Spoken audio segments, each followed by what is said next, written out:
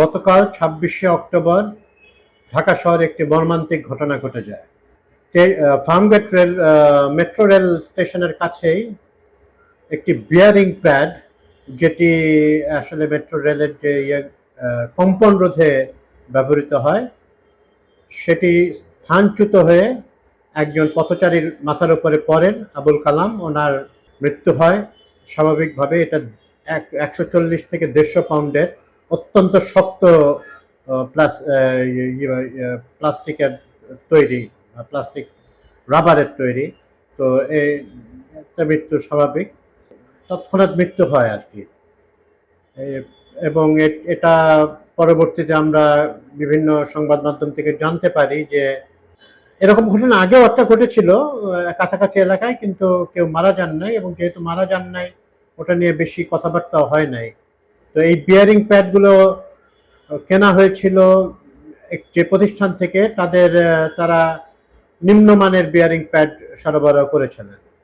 বুয়েট থেকে এটা সতর্ক করে দেওয়া হয়েছিল, কিন্তু তাদের কেনা বন্ধ হয় নাই।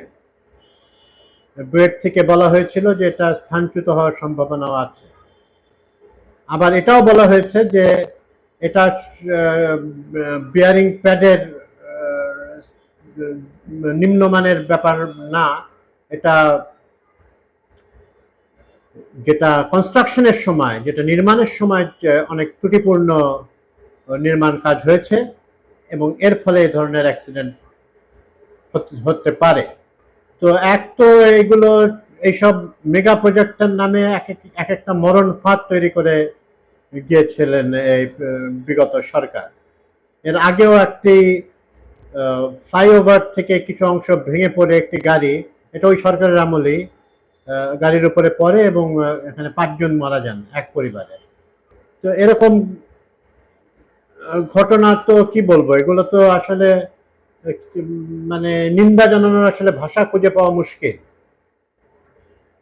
তারা উন্নয়ন করে গেছে, আবার তারা মানে উন্নয়নের যে প্রজেক্ট দেখিয়েছে সেগুলোও তারা ঠিক মতো করে নাই। আমরা পদ্মা সেতুর নির্মাণ ত্রুটি নিয়ে কথা শুনেছি, এবং মোটামুটি সবকিছু ফ্লাইওভার গুলো নিয়ে কথা শুনেছি।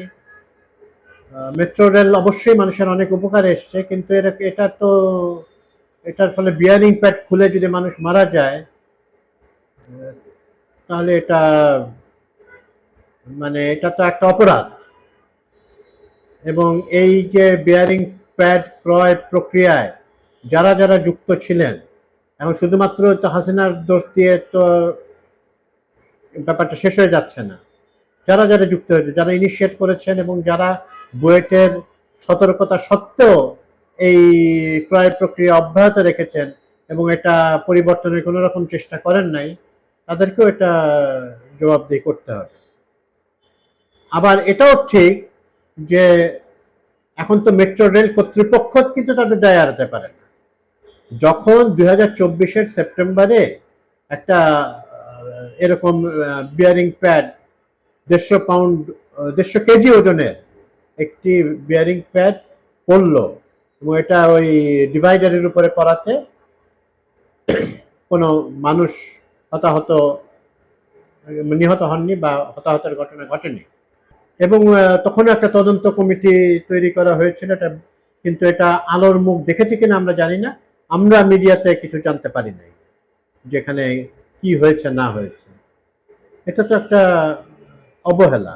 মৃত্যুর পরেও একটা তদন্ত কমিটি গঠিত হবে, তদন্ত হবে, তারপরে কি হবে যে শেষ পর্যন্ত আমরা জানতে পারবো না, যদি প্রিভিয়াস ট্র্যাক রেকর্ড অনুযায়ী আমরা চলি। মানে প্রিভিয়াস ট্র্যাক রেকর্ড আমাদের তাই বলে যে এগুলো কিছু হয় না, এগুলো নামমাত্র এই সব তদন্ত কমিটি ইত্যাদি। তো এগুলো রক্ষণাবেক্ষণেরও তো একটা ব্যাপার আছে, এবং একটা জিনিস যে পড়ে গেল তখন এগুলো আস্তে আস্তে রিপ্লেস করার ব্যাপার ছিল। এখানে তো আপনি মানুষের জীবনের থেকে তো মূল্যবান ৫ লাখ টাকা তাকে দেওয়া হয়েছে, যে ভদ্রলোক মারা গেছেন তার পরিবারকে, কিন্তু জীবন তো অমূল্য। আপনার এটা তো আরো আরো 4-5 জনও মারা যেতে পারতো, আরো মারা যেতে পারতো, এবং অন্য অন্য জায়গা থেকে খুলে করতে পারে।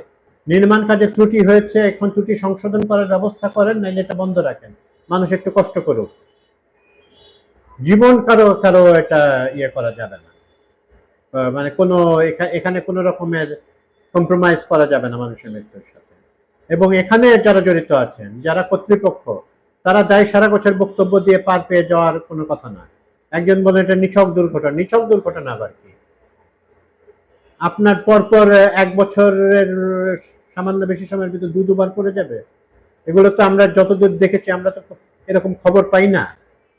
মেট্রো বা রেল বা এই ধরনের এলিভেটেড যেসব রেলগুলো, সেগুলো তো পৃথিবীর অন্যান্য অনেক জায়গায় আছে, তাদের কাছে তো এরকম শুনি না যে আমরা দুর্ঘটনা ঘটে না তা না, কিন্তু এরকম একটা বিয়ারিং প্যাড ভেঙে পড়ে মানে স্থানচ্যুত হয়ে মানুষ মারা যায়, এরকম ঘটনা তো আমরা বাংলাদেশেই দেখি।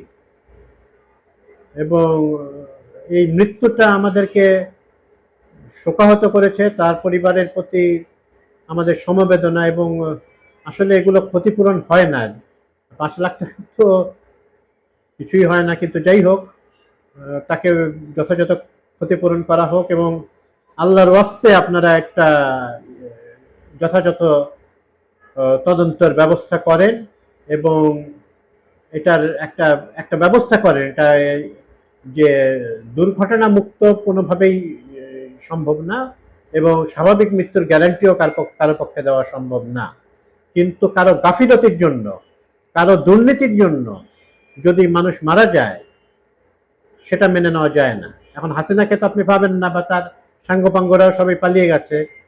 তো এখন আপনারা মানে এটা বেস্ট অফ মানে যে সিচুয়েশনটা থেকে আপনারা এমন ব্যবস্থা করতে হবে যে দরকার হলে আস্তে আস্তে সমস্ত প্যাড আপনারা যেখানে আছে সেগুলো যদি সম্ভব হয় আর কি আপনাদের পরিবর্তন করতে হবে, অথবা মেরামত করতে হবে, সঠিক রক্ষণাবেক্ষণ করতে হবে। আর রক্ষণাবেক্ষণের কোনো রকম যদি আমরা গলতি দেখতে পাই, তার জন্য শাস্তির ব্যবস্থা করতে হবে। আমাদের এখানে তো পদত্যাগের কালচার নাই। জাপানে এই ধরনের ঘটনা ঘটলে উনি পদত্যাগ করে ফেলতেন, এখানে দায়িত্বরত আছে। আমরা আমাদের কর্মকর্তারা শুধুমাত্র নিজ দায়িত্ব এড়ানোর সমস্ত ব্যবস্থা করার চেষ্টা করতে থাকেন, আরেকজনের ঘাড়ে দোষ চাপানোর চেষ্টা করে থাকেন। হাসিনার আমলে দুর্নীতির কারণে যদি এটা ত্রুটিপূর্ণ কনস্ট্রাকশন হয়ে থাকে, এবং যদি এই প্যাডগুলো নিম্নমানের হয়ে থাকে, তাহলে এটার পরিবর্তনের কি কোনো সুযোগই নাই? হাসিনা চলে গেছে, 1.5 বছর হয়েছে, এর ভিতরে কি কিছু করা যেত না? বিশেষজ্ঞরা ভালো বলতে পারবেন, কিন্তু কমন সেন্স তো বলে করা যেত। এই মৃত্যুকে মেনে নেওয়া খুবই কঠিন।